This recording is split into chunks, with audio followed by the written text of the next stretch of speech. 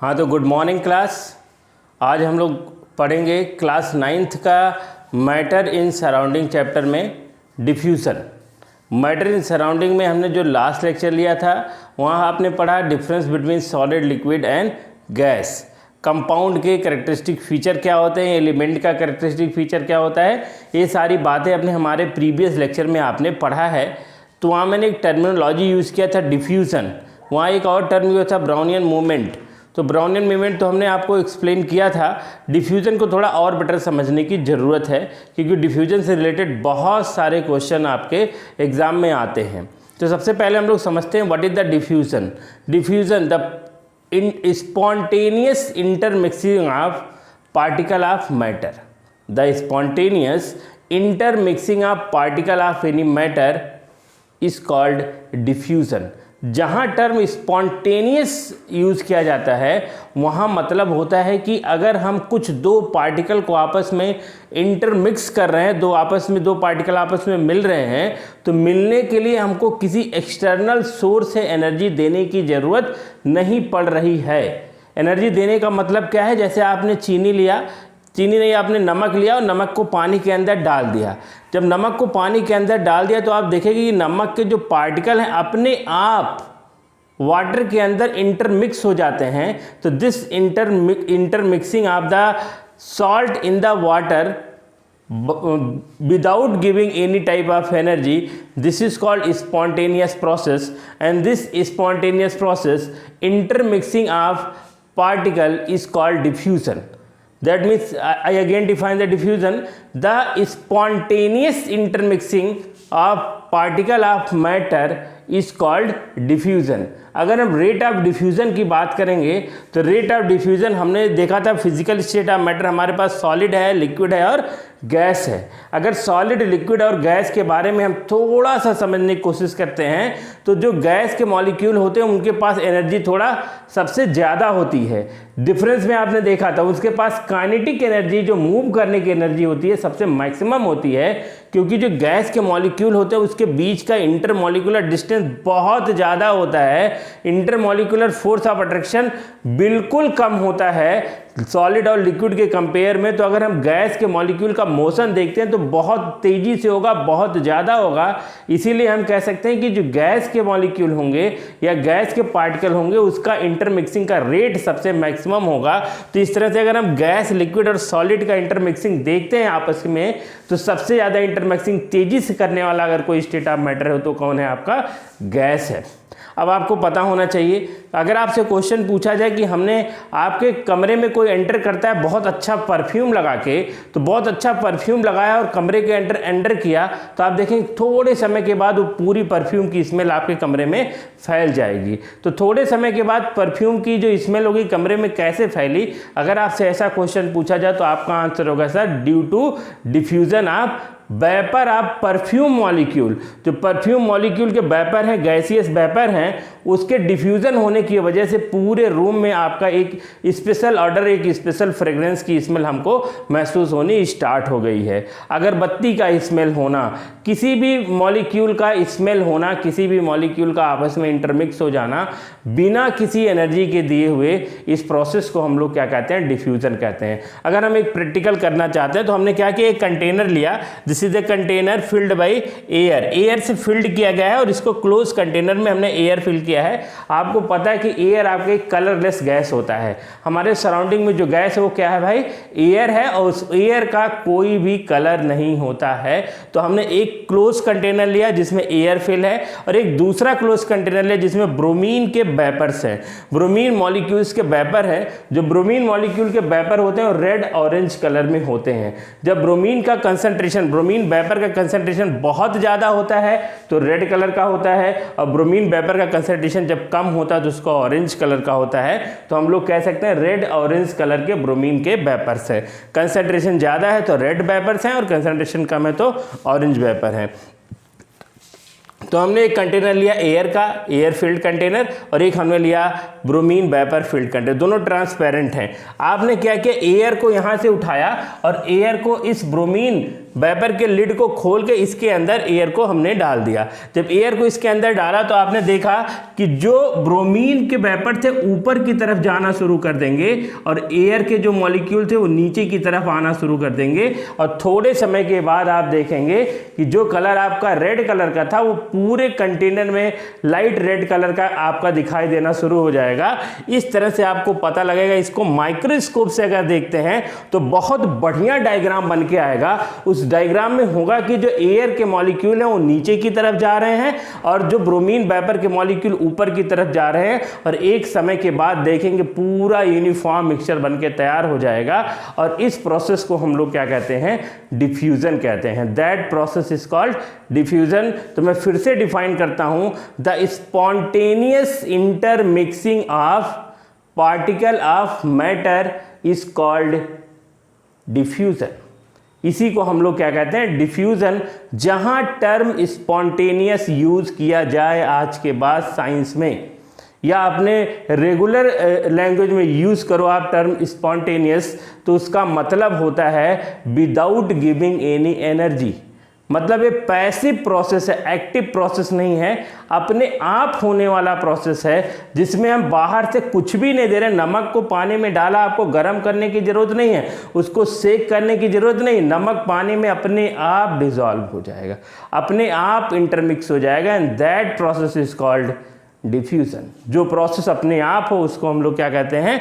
Diffusion कहते हैं। जैसे अब हम अगला जो टॉपिक पढ़ रहे हैं वो आपका टाइप ऑफ डिफ्यूजन। डिफ्यूजन कितने टाइप का होता है उसको जानने की कोशिश करते हैं। तो नंबर 1 सॉलिड सॉलिड डिफ्यूजन। वैसे तो सॉलिड में डिफ्यूजन की टेंडेंसी बहुत कम होती है, लेकिन अगर हम सॉलिड सॉलिड डिफ्यूजन मतलब अगर हम कोई एलॉय देखते हैं या कोई एलॉय बनाने की कोशिश करते हैं, alloy is a mixture, alloy is a homogeneous mixture of metal और नॉन मेटल्स। होमोजीनियस मतलब यूनिफॉर्म। दो मेटल को आपस में मिला दिया, मेटल में नॉन मेटल मिला दिया और एक होमोजीनियस मिक्सचर बनके तैयार हो गया, उसको हम लोग क्या कहते हैं? एलॉय कहते हैं। जैसे जिसको एलॉय अभी भी नहीं समझ में आए, थोड़ा समझने की कोशिश करें। Alloy is a homogeneous mixture of 2 और मोर देन 2 मेटल्स और नॉन मेटल्स। जैसे आप मार्केट में जो गोल्ड की ज्वेलरी लेने जाते हो तो 24 कैरेट की हम ज्वेलरी नहीं लेते हैं, उसका कुछ रीजन होता है, और मेटल एंड नॉन मेटल की प्रॉपर्टी जब आएगी तो मैं आपको बताऊंगा। तो हम लोग क्या लेते हैं? 18 कैरेट, 20 कैरेट, 21 कैरेट का गोल्ड आप मार्केट से लेते हो। तो 24 कैरेट का जो गोल्ड होता है वो प्योर गोल्ड कहलाता है। तो हमने लिया 22 कैरेट का, तो इसका मतलब क्या गोल्ड 24 नहीं है? 22 कैरेट गोल्ड है एंड 2 कैरेट अदर मेटल को मिला के मिक्सचर बनाया गया है। उसी मिक्सचर को तो हम लोग क्या कहते हैं? सॉलिड सॉलिड डिफ्यूजन कहते हैं। That is called solid solid diffusion. दूसरा हम लोग देखते हैं liquid liquid diffusion. Very simple. Liquid liquid diffusion, alcohol को हमने वाटर में डाल दिया, मिल्क वाटर में डाल दिया। अब milk and water mix together, milk and water आपस में मिक्स होंगे विदाउट गिविंग एनी एनर्जी। हम कोई एनर्जी नहीं दे रहे उसमें, ना उसको गर्म कर रहे हैं, ठंडा कर रहे हैं। आप डेली इस प्रोसेस को घर में करते हो कि भैया हमने मिल्क में पानी मिला दिया और उसको थोड़ा सा डाइल्यूट कर दिया, या कोई जो आपका दूध वाला है उसमें पानी मिला के ला रहा है, उसको डेली डांट रहे भैया पानी मत मिलाओ इसमें। तो उस पानी मिलाने के लिए उसको गर्म ठंडा करने की जरूरत नहीं पड़ी, अपने आप मिल गया। तो लिक्विड लिक्विड डिफ्यूजन का आपका एग्जाम्पल हो जाएगा milk in water, alcohol in water. ऐसे बहुत सारे लिक्विड को आपस में मिला सकते हो। Gas gas diffusion, it's a perfect example of air. Air is a perfect example of gas gas diffusion. हमको पता है air is a homogeneous mixture of different type of gases like oxygen है, नाइट्रोजन है, carbon dioxide and some inert gases like helium, neon etcetera. तो बहुत सारे gas का एक मिक्सचर, होमोजीनियस मिक्सचर है जो आपस में मिला हुआ है विदाउट गिविंग एनी एनर्जी। तो ये जो होमोजीनियस मिक्सचर है आपका एयर का, आपस में मिक्स हो रहे हैं हमेशा, वो आपका एग्जाम्पल क्या हो जाएगा? डिफ्यूजन का। या अगर अगरबत्ती का हम स्मेल देखते हैं, अगरबत्ती के जो गैसियस मॉलिक्यूल हैं आपके पूरे कमरे में क्या हो जाते हैं? फैल जाते हैं by the process of diffusion. अगर कोई परफ्यूम लगा के आता है, उस परफ्यूम की पूरी ऑर्डर उसके वेपर एयर में मिक्स हो जाता है, उस परफ्यूम की स्पेशल स्मेल आपको महसूस होने लगती है, and that is the example of diffusion. तो गैस गैस डिफ्यूजन के सारे एग्जांपल हो जाएंगे। उसके बाद हम लोग देखते हैं solid gas diffusion. Solid gas diffusion that means gas molecule जो है उसके अंदर सॉलिड पार्टिकल सस्पेंडेड हुए हैं, और इस सस्पेंड होने में हम आप उसको कोई एनर्जी नहीं दिए हैं। तो इसका एग्जाम्पल है स्मोक, डस्ट। स्मोक समझते हो आप, जो अगर हम किसी कागज़ को जलाते हैं तो उसके अंदर से जो धुआं आता है उसी को स्मोक कहते हैं। अगर हमको पता लगाना है कि स्मोक के अंदर कोई सॉलिड पार्टिकल है तो स्मोक के ऊपर आप हाथ रखिए कुछ लंबे समय तक। अगर धुएं के ऊपर हाथ रखेंगे तो देखेंगे आपके जो हाथ का बॉटम है पूरी तरह से ब्लैक हो जाएगा। अगर हाथ का बॉटम ब्लैक हो जाता है, उसको टच करते हो तो उसमें कार्बन के ब्लैक ब्लैक पार्टिकल दिखने शुरू हो जाएंगे। That means this carbon black particle present in the smoke. वो स्मोक के अंदर प्रेजेंट है तो कार्बन का जो पार्टिकल होता है सॉलिड फॉर्म में होता है और उस सॉलिड गैस में क्या हुआ होता है, डिफ्यूज हुआ होता है, इंटरमिक्स हुआ होता है। And that is the example of solid gas diffusion smoke. Liquid gas diffusion, liquid gas diffusion that means gas dissolve in the liquid is perfect example. आपका क्या है, आपका किसी झील का वाटर है, पॉन्ड का वाटर है ना, लेक का वाटर है। आप सबको पता है कि अंडर वाटर भी आपका लाइफ पॉसिबल है। उसके अंदर भी डिफरेंट टाइप के एनिमल, आपके सी एनिमल, वाटर एनिमल आपके रहते हैं। बहुत सारी मछलियां रहती हैं जो लोग डिफ्यूज ऑक्सीजन को इनहेल करती हैं। आगे आप हायर क्लासेस में पढ़ोगे कि जो फिश है वो रिस्पिरेशन कैसे करती है, तो डिफ्यूज ऑक्सीजन को लेने की एबिलिटी होती है। दैट मीन्स उस लिक्विड के अंदर भी ऑक्सीजन डिसॉल्व है, बट हम लोग नहीं ले सकते क्योंकि हम लोगों का रिस्पिरेशन का तरीका अलग है और फिश के रिस्पिरेशन का तरीका अलग है। और आप अदर क्लासेस या अदर चैप्टर में आप देखोगे जब हम आपको बायोलॉजी का लेक्चर पढ़ाएंगे। अब उसके बाद हम लोग देखते हैं सॉलिड लिक्विड डिफ्यूजन। लास्ट आपका सॉलिड लिक्विड डिफ्यूजन, मतलब किसी सॉलिड को लिक्विड में हमने क्या कर दिया है, मिला दिया, और जब मिलाया तो मिलाने में हमको कोई भी एनर्जी देने की जरूरत नहीं पड़ रही। तो that is the example of solid liquid diffusion. जैसे आपने क्या मिला दिया, सॉल्ट इन वाटर, नमक को पानी के अंदर मिला दिया, और नमक को पानी के अंदर जब मिलाया तो आपको किसी भी तरह से एनर्जी देने की जरूरत नहीं पड़ी है। And that is the example of solid liquid diffusion. तो 6 टाइप्स डिफ्यूजन के बारे में हमने बताया, सारे एग्जाम्पल के बारे में बताया। अब हम लोग देखते हैं ग्राहम नाम के एक साइंटिस्ट ने डिफ्यूजन पे इंटरेस्ट लिया, उसको कुछ इंटरेस्ट डेवलप हुआ और एक ग्राहम लॉ ऑफ डिफ्यूजन बन के आया है। तो ग्राहम ने डिफ्यूजन में क्यों इंटरेस्ट लिया, गैसेस के डिफ्यूज होने के प्रोसेस में क्यों इंटरेस्ट लिया, इसको हम लोग देखने से पहले ये सारी बातें जो मैंने बोर्ड पर लिख रखी है इसको नोट डाउन करिए, फिर हम लोग समझते हैं ग्राहम लॉ ऑफ डिफ्यूजन। तो हम लोग डिफ्यूजन कितने टाइप का होता है इसको हमने समझा। तो अभी हम लोग कुछ इंटरेस्टिंग बातें समझने जा रहे हैं। जो इंटरेस्टिंग बातों को नोट किया था, पहली बार नोटिस किया था ग्राहम नाम के एक साइंटिस्ट ने, और वहाँ उसने एक बहुत अच्छी फैक्टर को नोट करके बताया था, Graham law of diffusion. Graham law of diffusion. तो क्या नोट किया था, इंटरेस्टिंग फैक्टर देखते हैं कि 2 गैस के मॉलिक्यूल में हमने एक गैस मॉलिक्यूल लिया, एक गैस लिया नाइट्रोजन गैस। ये है भैया नाइट्रोजन गैस, बहुत खुश है nitrogen gas, it's very happy. और एक दूसरा गैस लिया जिसको हमने कहा ऑक्सीजन गैस, ये भी बहुत खुश है, बहुत मज़ा आ रहा है दोनों को। ये है नाइट्रोजन गैस, ये है ऑक्सीजन गैस। और नाइट्रोजन गैस ऑक्सीजन की तरफ जा रहा है और ऑक्सीजन गैस नाइट्रोजन की तरफ जा रहा है, और दोनों एक दूसरे में इंटरमिक्स हो जा रहे हैं, बट इंटरमिक्स होने में एक दूसरे में कोई इंटरेस्ट नहीं ले रहे हैं। इंटरेस्ट लेने का मतलब है कि नाइट्रोजन गैस ऑक्सीजन गैस में मिक्स तो हो जा रहे हैं, हैप्पीली मिक्स हो जा रहे हैं, लेकिन कुछ नया नहीं कर रहे हैं, मतलब कुछ नया फॉर्मेशन नहीं कर रहे हैं। तो कुछ नया फॉर्मेशन नहीं कर रहे हैं तो हमारी नज़र उसके ऊपर नहीं पड़ेगी।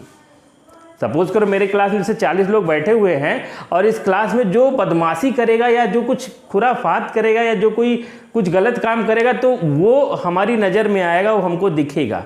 लेकिन सब यूनिफॉर्म हो के आसानी से सब लोग केवल सुन रहे हैं लेक्चर को और कोई भी गलत एक्टिविटी नहीं कर रहे हैं, कोई रिस्पॉन्ड नहीं कर रहे हैं, कोई यूनिक फीचर नहीं कर रहे हैं, तो हमारी नज़र में वो नहीं आएगा। उसी तरह से इधर नाइट्रोजन गैस है, इधर ऑक्सीजन गैस है, दोनों को लाया इंटरमिक्स कर दिया, आराम से इंटरमिक्स हो गए, उसमें कुछ हुआ ही नहीं। और कुछ जब हुआ ही नहीं तो हम आपको कुछ दिखा ही नहीं, और हम जब कुछ दिखा ही नहीं तो ये हमारे पास एयर है, और एयर में बहुत सारे गैस इंटरमिक्स है, डिफ्यूज़ हैं, तो हमको कोई इंटरेस्ट नहीं इसमें भाई, कुछ देखने में अच्छा लग नहीं रहा, कोई स्पेशल ऑर्डर नहीं आ रही, कलर नहीं आ रहा, स्मेल नहीं आ रहा, कुछ नया नहीं हो रहा, तो कोई दिक्कत वाली बात नहीं है। लेकिन ग्राहम ने क्या किया, ग्राहम ने देखा कि यहाँ पे मेरे पास क्या था, मेरे पास था अमोनिया गैस का वेपर था। अमोनिया के वेपर थे और यहाँ पे था हाइड्रोक्लोरिक एसिड का वेपर, HCl का वेपर था, दोनों गैसियस फॉर्म में थे। इधर से अमोनिया गया इंटरमिक्स होने के लिए, इधर से HCl गया इंटरमिक्स होने के लिए, तो इधर से अमोनिया जा रहा है इंटरमिक्स होने के लिए, उधर से हाइड्रोक्लोरिक गैस आ रहा है इंटरमिक्स होने के लिए, और जिस पॉइंट पे दोनों एक दूसरे से इंटरमिक्स हो रहे हैं वहीं पे आपका यहीं पे आपका वाइट कलर का फ्यूम बन रहा है। वाइट कलर का फ्यूम बन रहा है। तो इस वाइट कलर के फ्यूम का अगर बनना कहीं होता है, कुछ अलग होता है, तो हमारी नज़र जरूर जाएगी। तो ग्राहम जो था उसकी नज़र इस पे गई, उसने देखा, उसने इंटरेस्ट लिया इस डिफ्यूज़न के प्रोसेस पे। जिस तरह से अमोनिया एंड हाइड्रोक्लोरिक एसिड एक दूसरे में इंटरेस्ट ले रहे हैं, उसी तरह से ग्राहम ने भी डिफ्यूज़न में इंटरेस्ट लेना स्टार्ट किया और उसने देखा वो कौन कौन से फैक्टर हैं जो डिफ्यूज़न को डायरेक्टली इनडायरेक्टली इफेक्ट प्रोड्यूस कराते हैं। तो ये आपने देखा, इंटरेस्ट यहाँ आया, यहाँ कोई इंटरेस्ट नहीं आया। इस तरह से ग्राहम डिफ्यूजन पे इंटरेस्ट लेना स्टार्ट किया, जिस तरह से अमोनिया एंड हाइड्रोक्लोरिक एसिड एक दूसरे में इंटरेस्ट लेते हैं। इसी तरह से आप भी इस पूरे लेक्चर में इंटरेस्ट लीजिए, इसको अच्छी तरह से देखिए और कुछ ऐसा रिजल्ट दीजिए जिससे हमको, आपको, आपके पेरेंट, टीचर सबको मज़ा आ जाए, एकदम से अच्छा आ जाए, आनंद आ जाए कि डिफ्यूजन से रिलेटेड अगर हमारे पास कोई भी क्वेश्चन आता है कभी भी, तो वो क्वेश्चन कभी भी गलत ना हो। तो हम लोग देखते हैं आगे हमको देखना है ग्राहम ने क्या किया। ग्राहम ने बहुत सारे गैस को लिया। ग्राहम ने लिया oxygen gas, nitrogen gas, hydrogen gas, chlorine gas, helium gas, neon gas, argon gas, krypton लिया, जिनॉन लिया, है ना। और भी जो गैस आपको याद आए, अमोनिया हो जाएगा, हाइड्रोक्लोरिक एसिड का वेपर हो जाएगा, सल्फर डाइऑक्साइड हो जाएगा, सल्फर ट्राइऑक्साइड हो जाएगा। जितने गैस आपको याद आ सकते उतने गैस को आप यहाँ रख सकते हो। उतने गैस को किसने इकट्ठा किया? उतने गैस को इकट्ठा करने वाला है ग्राहम। तो सपोज करो ग्राहम ने बहुत सारे गैस को एक पॉइंट पे इकट्ठा किया। यहाँ ऑक्सीजन है, यहाँ नाइट्रोजन है, यहाँ हाइड्रोजन है, यहाँ हीलियम है, यहाँ नियॉन है, आर्गन है, क्रिप्टॉन है, जिनॉन है, sulphur dioxide, sulphur trioxide, ammonia gas, hydrochloric acid, different type के गैसियस मॉलिक्यूल के एक पॉइंट पे लाके इकट्ठा किया और सबकी आपस में रेस लगा दी कि चलो भाई सब लोग दौड़ो आगे, बहुत तेजी से सब लोग दौड़ो, और मैं एक फिनिश लाइन डिसाइड करता हूं, मैं देखता हूं सबसे पहले कौन पहुंचता है और जो सबसे पहले पहुंचेगा उसको इनाम देंगे। तो देखा सबसे पहले पहुंचने वाले गैस का नाम है हाइड्रोजन गैस। फिर कहा भाई ये तो कुछ गड़बड़ लग रहा है, एक काम करते हैं फिर से रेस कराते हैं। फिर से सारे गैस को इकट्ठा किया और सारे गैस को इकट्ठा किया, फिर से सारे गैस का रेस लाया, फिर से देखा सबसे फिनिश लाइन पे सबसे पहले पहुंचने वाला गैस कौन है? आपका हाइड्रोजन गैस। बार बार उस प्रोसेस को ग्राहम ने 100 टाइम क्या किया है? रिपीट किया, और हर बार विनर कौन निकल के आया? Hydrogen gas. मतलब इस गैस के रेस में, गैस के इंटरमिक्स होने के प्रोसेस में सबसे तेजी से इंटरमिक्स होने वाला गैस कौन निकल के आया? Hydrogen gas. फिर सबके मास के, सबके बीच की क्या यूनिक बात है उसको देखने की कोशिश की। तो सबके मास को कंपेयर करना किसने स्टार्ट किया? ग्राहम ने स्टार्ट किया। और जब ग्राहम ने सबके मास के बारे में देखना शुरू किया तो उसको एक अलग सी बात निकल के आई, एक यूनिक बात निकल के आई, एक डिफरेंट चीज़ जो हमने देखा अमोनिया हाइड्रोक्लोरिक एसिड का नोटिस किया, उसी तरह से ग्राहम ने एक अलग चीज़ नोटिस की, और जो नोटिस किया वही तो ग्राहम का क्या निकल के आया? Law. And that law is called Graham law of diffusion. और क्या नोटिस किया उसको हम आप थोड़ा समझने की क्या करते हैं? कोशिश करते हैं। उसको समझने के लिए हमको जानना होगा फैक्टर अफेक्टिंग डिफ्यूजन। डिफ्यूजन को कौन कौन से वो फैक्टर हैं जो इफेक्ट कर सकते हैं? Number 1, amount of gas. अगर गैसियस मॉलिक्यूल बहुत ज़्यादा होंगे तो हम आपको पता होना चाहिए diffusion of gas molecule from the region of higher concentration to lower concentration. मतलब अगर मैं एक बढ़िया परफ्यूम लगा के आता हूँ, दैट मीन्स जो परफ्यूम के वेपर बन रहे हैं मेरे सराउंडिंग में ज़्यादा है विथ कंपेयर टू यू। तो अगर मैं इस कमरे में एंटर करता हूं तो जहां मैं एंटर करूंगा वहां आपकी स्मेल वेपर की उस परफ्यूम की सबसे अच्छा आएगी with compare to some distance, क्योंकि वहां आपका कंसंट्रेशन ज़्यादा है दूसरी जगह के कंपेयर में, तो हम लोग कह सकते हैं अगर अमाउंट ऑफ गैस ज़्यादा है तो रेट ऑफ डिफ्यूज़न क्या होगा आपका 100% ज़्यादा होगा। दूसरी बात हम बात करेंगे गैस के वॉल्यूम के बारे में। गैस का वॉल्यूम इस बात पर डिपेंड करेगा कि उस कंटेनर का वॉल्यूम क्या है। कंटेनर का वॉल्यूम, क्योंकि गैस उतनी स्पेस ऑक्युपाई करती है जितना आपके कंटेनर का क्या होता है वॉल्यूम होता है। तीसरा फैक्टर है टेम्परेचर और चौथा फैक्टर है प्रेशर। लेकिन जब भी हम कोई एक्सपेरिमेंट परफॉर्म करेंगे तो वहाँ जिस कमरे में हम पढ़ा रहे हैं और जहाँ इस लेक्चर को आप अटेंड कर रहे हो, आप सबको पता है कि प्रेशर कांस्टेंट है। हमारे सराउंडिंग में जो प्रेशर है 1 एटमॉस्फेरिक प्रेशर है, प्रेशर कांस्टेंट है और टेम्परेचर जो है रूम टेम्परेचर ही है। तो दो बातें ग्राहम ने नोटिस किया, दो बातें नोट क्या किया, टेम्परेचर को कांस्टेंट रखा और प्रेशर को कांस्टेंट रखा। दो बातों को कांस्टेंट रखा और दो बातों को उसने यूटिलाइज किया। पहली बात जो यूटिलाइज किया वो मास ऑफ गैस, और दूसरी बात जो यूटिलाइज किया उसको हम लोग क्या कहते हैं, वॉल्यूम ऑफ गैस। तो मास अपॉन वॉल्यूम को हम लोग क्या कहते हैं, डेंसिटी कहते हैं। और इसी डेंसिटी और रेट ऑफ डिफ्यूजन में ग्राहम ने एक लॉ निकाला और एक रिलेशन निकाला, और इसी रिलेशन को हम लोग क्या कहते हैं, ग्राहम लॉ ऑफ डिफ्यूजन। तो rate of diffusion and density, density of gas molecule, तो हम लोग कैसे इसको डिफाइन करेंगे, हम लोग कहेंगे at constant temperature and pressure. Constant temperature and pressure पे rate of diffusion inversely proportional to square root of its density. फिर से बताता हूं, at constant temperature and pressure rate of diffusion is inversely proportional to square root of its density. Its density means density of gas, और ये formula बन के आता है rate of diffusion is inversely proportional to square root of density of gas, and this is the Graham law of diffusion. तो Graham को ये सारी बातें दिमाग में कैसे आई, कैसे ऑब्जर्व किया, बहुत सारे एक्सपेरिमेंट किए। तो हमने पूरे लेक्चर में डिफ्यूज़न क्या होता है उसके बारे में पढ़ा, कितने टाइप का डिफ्यूज़न होता है उसके बारे में पढ़ा, वो कौन कौन से फैक्टर हैं जो डिफ्यूज़न के इफेक्ट करते हैं उसके बारे में पढ़ा, और लास्ट में पढ़ा हमने ग्राहम लॉ ऑफ डिफ्यूज़न। तो पूरा का पूरा टॉपिक आप रिवाइज करिए, फिर से पढ़िए, इससे रिलेटेड सारे क्वेश्चन को सॉल्व करिए। और अगर अभी तक आपने मेरा चैनल सब्सक्राइब नहीं किया है तो आप तुरंत सब्सक्राइब करिए, लाइक करिए, शेयर करिए, ताकि मैक्सिमम लोगों को ये हमारा लेक्चर पहुंच पाए। तब तक के लिए थैंक यू वेरी मच।